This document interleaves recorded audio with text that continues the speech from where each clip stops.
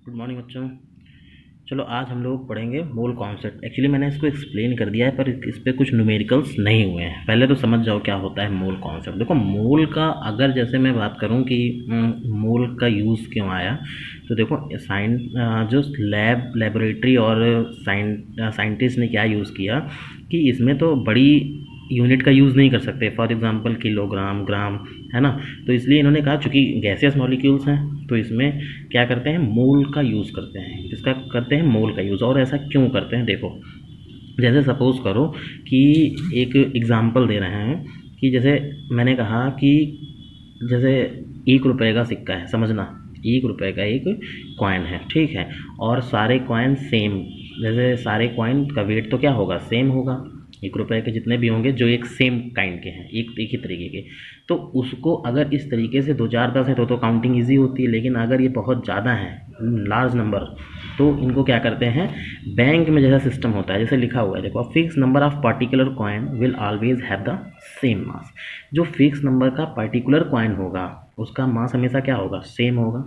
The coins to the number of coins present in it. In chemistry also scientist links the mass of the number of atom. इन्होंने भी क्या किया, number of atom को उसके मास से link कर दिया। समझते जाना, जैसे समझो मैंने कहा 100 सिक्के, 100 कॉइन आ गए बैंक में, सपोज करो।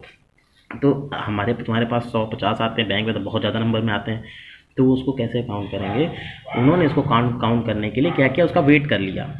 वेट कर लिया, समझ रहे हो बात को, वेट कर लिया।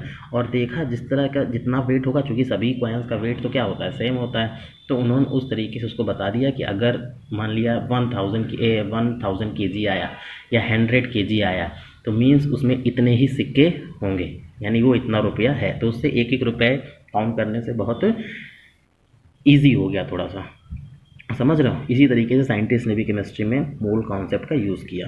कैसे यूज़ किया, scientist count the atoms and molecules by weighing them, उसको वेट करके किया, वेट कर लिया। अब देखो कैसे करते हैं, बता रहे हैं। Found by performing experiment that if we weigh an element equal to its, अगर हम किसी एलिमेंट को वेट करते हैं जो कि किसके बराबर हो, उसके एटमिक मास के बराबर हो। समझना, जैसे एक एग्जांपल लेके बताऊं कि अगर किसी एलिमेंट का वेट उसके एटमिक मास के बराबर है, जैसे तो वो कितना एटम्स लेगा, अवोगैड्रो नंबर के बराबर। अवोगैड्रो नंबर अवोगैड्रो एक इटालियन साइंटिस्ट थे जिन्होंने अवोगैड्रो कॉन्सेप्ट को जनरेट किया था। तो ये कितना होता है, 6.022 10⁻23। ठीक। Now the gram atomic mass of an element is इतना। जैसे समझो और दूसरा चीज़ क्या है, if we weigh a compound equal to its molecular mass, अगर हम किसी कंपाउंड को उसको मॉलिक्यूलर मास के बराबर भी करते हैं, तो सबको मॉलिक्यूलर मास निकालना बताया है, सबको बताया है कि नहीं बताया। फॉर एग्जांपल जैसे सी एच फोर, देखो मैं एक एग्जांपल लेके बता रहा हूँ इसको।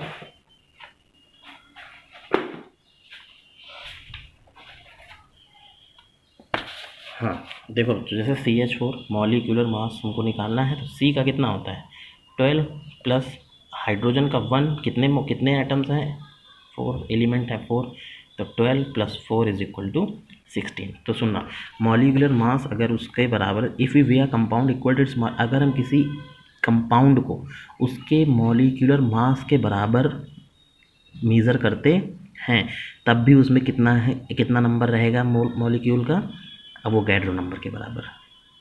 ठीक। सुनो, अगर एटम को करते हैं तो वो इतने एटम होंगे, अगर मॉलिक्यूल को करते हैं तो इतने मॉलिक्यूल होंगे। समझे, जैसे समझो 6C, जैसे कार्बन, जैसे एग्जाम्पल है, जैसे कार्बन एलिमेंट कितना होता है 12 ग्राम, ठीक है। एटमिक मास कार्बन कितना होता है 6C, 12 होता है, ठीक। तो ये तो एटमिक मास होता है, ये एटमिक नंबर होता है। अगर हम क्या करें कि जैसे कि 12 ग्राम ऑफ कार्बन है, इसको किससे डील करते हैं, 12 ग्राम अगर हम कार्बन, ये इसका एटमिक मास है, एटमिक मास। और ये कह रहा है कि अगर एटमिक मास के बराबर ही इसको वे करें, मतलब कार्बन को कितना तोलो, इसके एटमिक मास के बराबर, वो भी कितना तोलो 12 ग्राम, 12 ग्राम, तो उसमें कितना मॉलिक्यूल्स होगा, अवोगैड्रो नंबर के बराबर, जो कि 6.022 10⁻23 एटम्स होता है। नहीं समझ में आई मेरी बात। सुनो, अगर किसी भी एटम को एटम के एटमिक मास के इक्वल इसको क्या करें, वे करें, तौलें, ठीक है। तो जो इसमें एटम्स होंगे वो कितने होंगे, इतने होंगे। और सपोज़ कर लो अगर मैंने कोई कंपाउंड ले लिया जैसे CH4 ले लिया, मीथेन, ठीक है, और हम इसके मॉलिक्यूलर मास के बराबर इसका मॉलिक्यूलर मास कितना आएगा, 16 आया है, ठीक है। ये देखो 16, अगर 16 ग्राम क्या ले लें, मीथेन, तो इसमें कितने कंपाउंड मॉलिक्यूल होंगे, वो भी होंगे 6.022 10⁻23, सॉरी 23 है, ठीक है, 0.022 10⁻23 मॉलिक्यूल होगा, बस चेंज हो जाएगा, बाकी सेम चीज़। अगर किसी के मोलर मास के बराबर ले रहे हैं तब भी इतना होगा, और एटॉमिक मास के बराबर ले रहे हैं तब भी इतना होगा। समझ में आ गई बात मेरी, समझ में आई, ठीक। हाँ, अब क्या है, अब देखो इसके बराबर हो गया। फिर नेक्स्ट अगर हम देखते हैं कि नेक्स्ट कॉन्सेप्ट क्या है, समझिएगा इसको।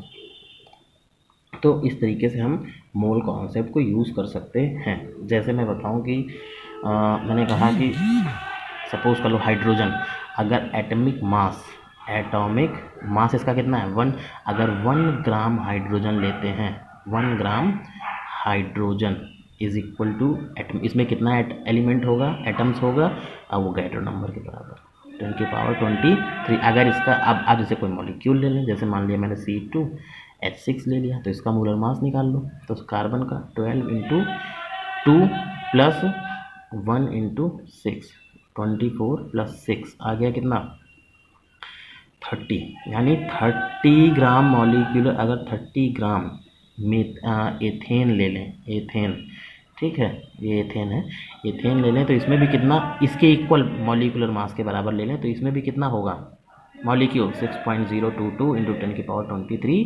बस यहाँ पे अब एलिमेंट ना लिख के मॉलिक्यूल करते हैं, क्योंकि मॉलिक्यूल है, combination of 2 or more compound, combination of 2 or more compound. समझ में आई बात, तो यही है, बस सिंपल सा कॉन्सेप्ट है। अब जैसे मैं कहूँ कि हाँ चलो अब एक न्यूमेरिकल करते हैं तो समझ में आएगा, ठीक है, या डेफिनेशन देखते हैं कि अ मोल ऑफ एटम। देखो 1 mole of atoms of an element has mass equal to the gram atomic mass, मैंने समझा दिया। 1 मोल एटम एलिमेंट में कितना होता है, उसके एटॉमिक मास के बराबर, दैट इज़, जैसे देखो ऑक्सीजन का 16 होता है, ऑक्सीजन 16 होता है, तो अगर हम ग्राम एटॉमिक मास में 16 ग्राम ही क्या ले लें, ऑक्सीजन ले लें, तो उसमें कितना एटम्स प्रेजेंट होगा, कितना एटम प्रेजेंट होगा, अवोगैड्रो नंबर के बराबर, कितना होगा, अवोगैड्रो नंबर के बराबर। समझ में मेरे हिसाब से सबको ये बात आ गई होगी। तो मोल कॉन्सेप्ट बहुत इंपॉर्टेंट है, क्योंकि ये फर्स्ट ईयर इंटर सब में यूज़ होगा, 10th में भी, तो इसलिए पहले इस कॉन्सेप्ट क्लियर करो, इस पर न्यूमेरिकल्स करवाएंगे, सिलेबस बहुत आगे है, बाकी आगे करवाएंगे, ठीक है, ओके।